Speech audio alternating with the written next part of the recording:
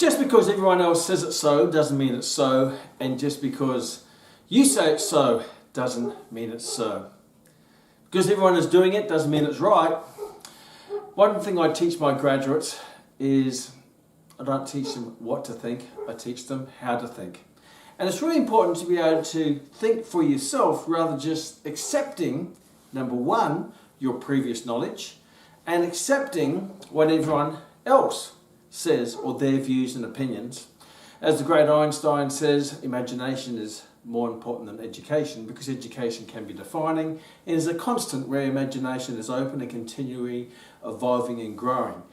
And because you know so much, sometimes that gets in the way of you learning much, much more. The biggest barrier to learning is knowing, and we've all been there. And if someone contradicts your opinion or contradicts your knowledge or your conviction or your belief, then the first reactive response is to defend it and try to justify it.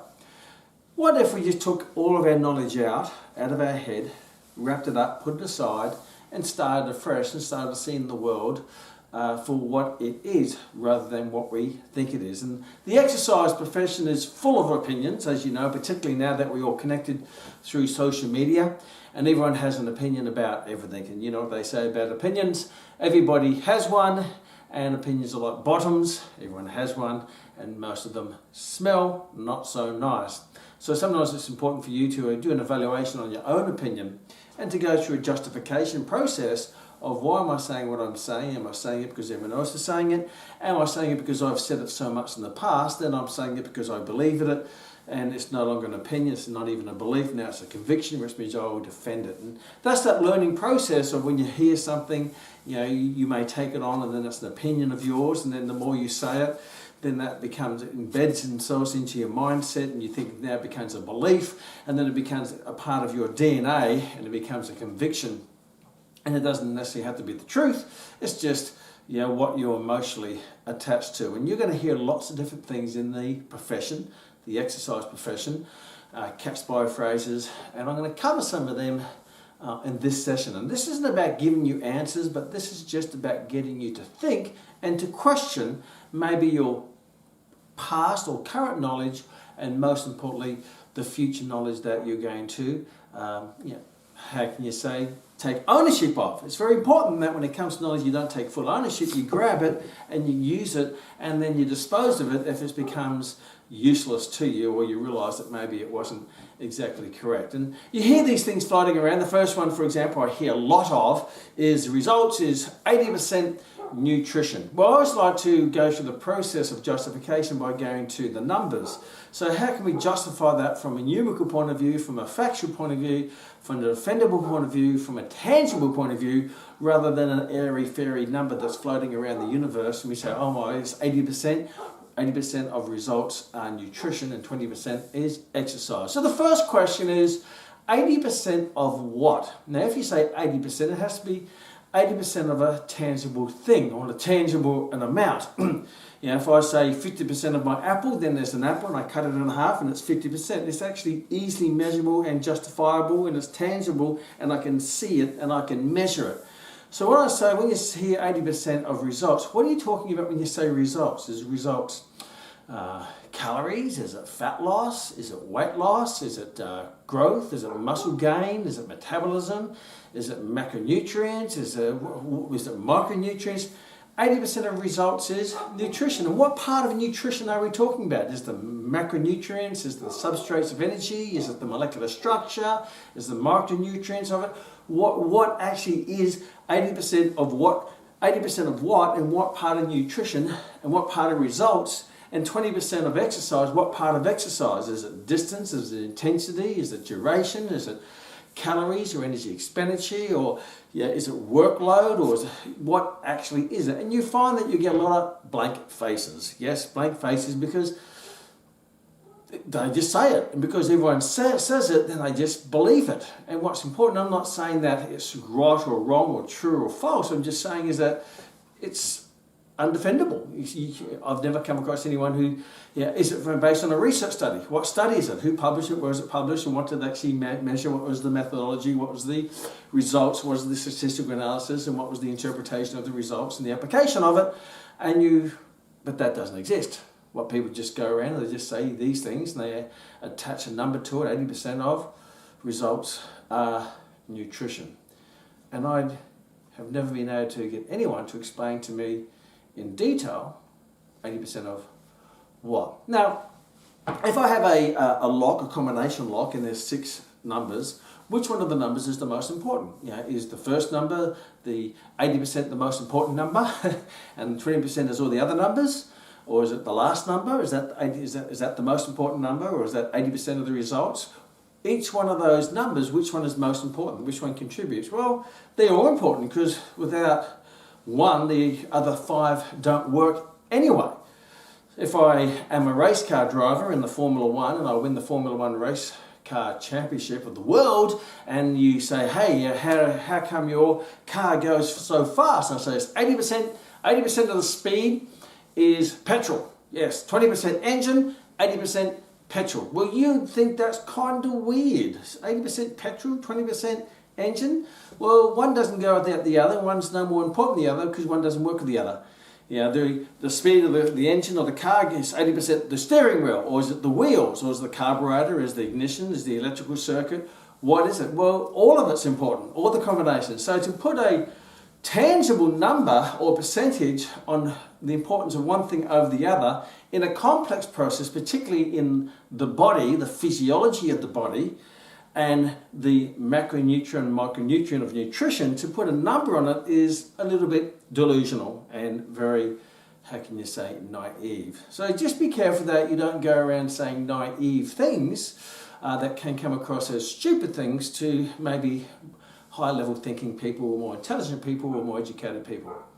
And just be careful. When something comes out of your mouth, you have to self-justify it to yourself to take ownership of it. If you can't self-justify it and break it down and defend it, then my suggestion is don't say things that you don't really know about. And most people say far more than what they know. So the 80-20 rule is quite interesting, and people say, hey, you can't outwalk the fork. Well, you probably can't. If you go and walk 3 kilometres and eat 5 kilometres, then that's 2 kilometres of energy is going to be stored in your body. Well, if you walk 3 kilometres and you only eat 2 kilometres, then yes, you can outwalk the fork. So it depends on the size of the fork, then that's going to determine the result. So be careful that you don't blame the walk, or you don't blame the fork, where it's actually a combination of the two. The walk and the fork means the food in and the energy out. And go by the laws of physics, energy in, energy out. Is there a surplus, you're going to probably put on weight. If there's a deficit, you're going to probably lose weight. I'm not going to go details into that, but make sure you understand your fundamentals of physics and chemistry, and you understand your of metabolism and physiology and functional anatomy. And then if you understand that, then you're not going to just go and grab these catch-by phrases around the profession and start to say things that don't always make sense or cannot be proven. I remember being in a chat, and Rory was listening to one of this gentleman saying, this is a great exercise, it works more of the core. And she says, which muscles of the core and how much more? And the person had a blank face. He just said it works more of the core. Which ones, which core muscles, and how much more? And you could even go to another level, is how is that measured? Was it measured by EMG, electrical myographical energy? Was it measured by some form of force plate of development of muscular force? How is it measured? And you probably find it wasn't measured at all. It was just one of those things that people say, I think this is a better exercise, so must be work more of the core. And if you ask them what are the muscles of the core, name 7 of the muscles of the core, their origins and their assertions, their function, their action, and you get even a deeper, blanker face, let alone saying how is it measured, what is the tangible measurement? Was the EMG readings, was it the development of muscular force, was that done on a force plate, and how was that actually analysed, and how is it processed? But people will just say these things without actually thinking about it or justifying it, because they sound reasonable in their mind, but they're not actually justifying it to defend it, to be confident in saying it. So I don't want you to be one of those people to be saying things saying more than what you know, and then saying things that cannot be defended, where you can't back up with either research or an anatomical process or a macronutrient process or a physiological process to be able to justify it. People say things, most important meal of the day is breakfast. Oh yes, breakfast. Why? How is that measured? How do you measure the importance? Is it metabolism, energy expenditure? Is it macronutrients, micronutrients? Is it health? Is it fighting against disease? How is that the most important meal? And why is it the most important? Why is it more important than any other meal during the day, based on where the sun is in relationship to the earth? You know, is the most important time to put petrol in my car in the morning? Is that the most important time? Does it really matter if I put petrol in my car in the morning, in the evening, in the middle of the day, at night time, midnight? Does it really matter?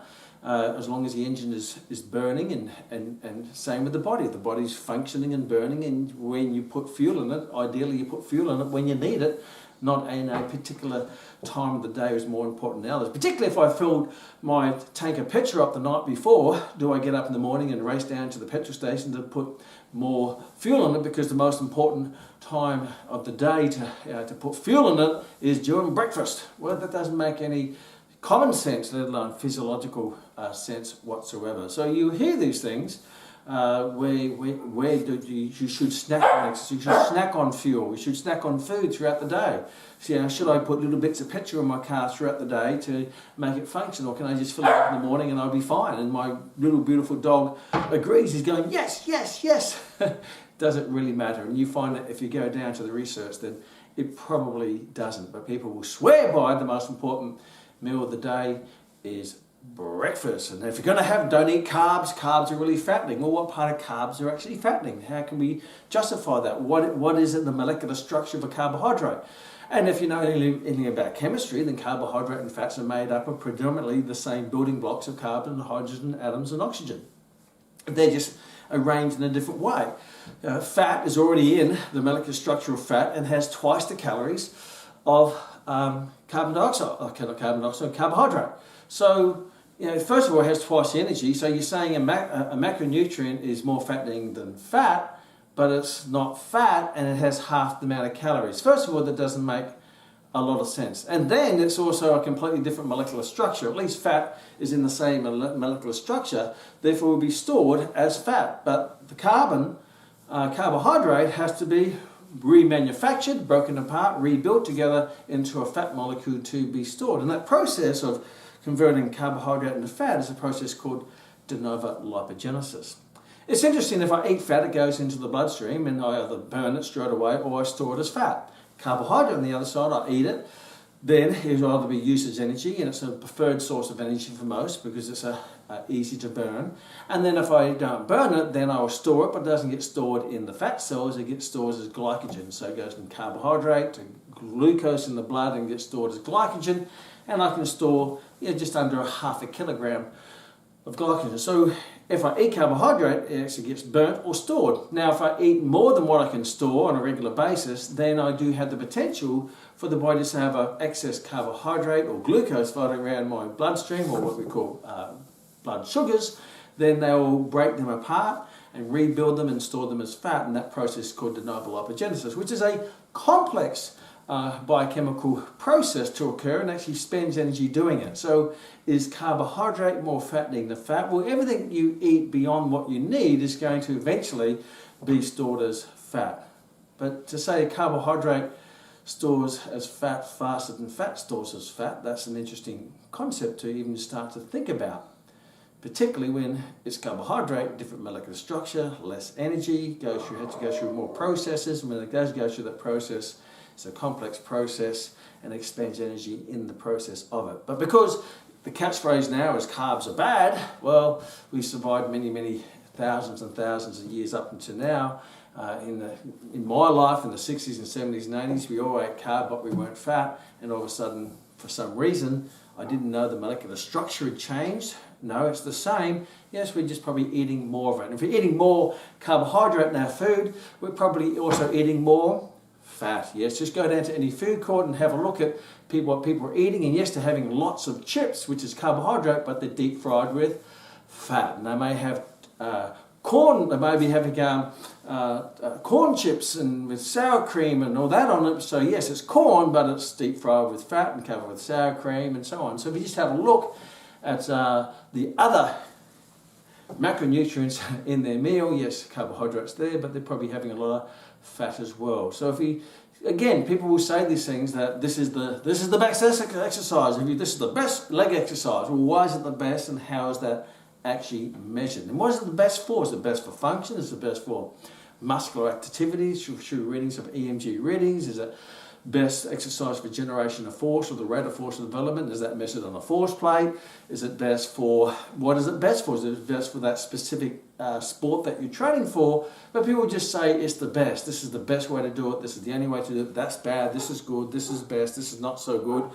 But when you dig down to it and you go down to layers and you get them or yourself to self-justify, and when I say self-justify, it can't be airy-fairy. It has to be tangible, measurable ways to justify it, through whether it be macronutrients or energy expenditure in the form of calories, or work through watts or kilojoules or kilopons, or whether it be in weight in kilograms, or whether it be in electrical activity such EMG readings or rate of force development and watts.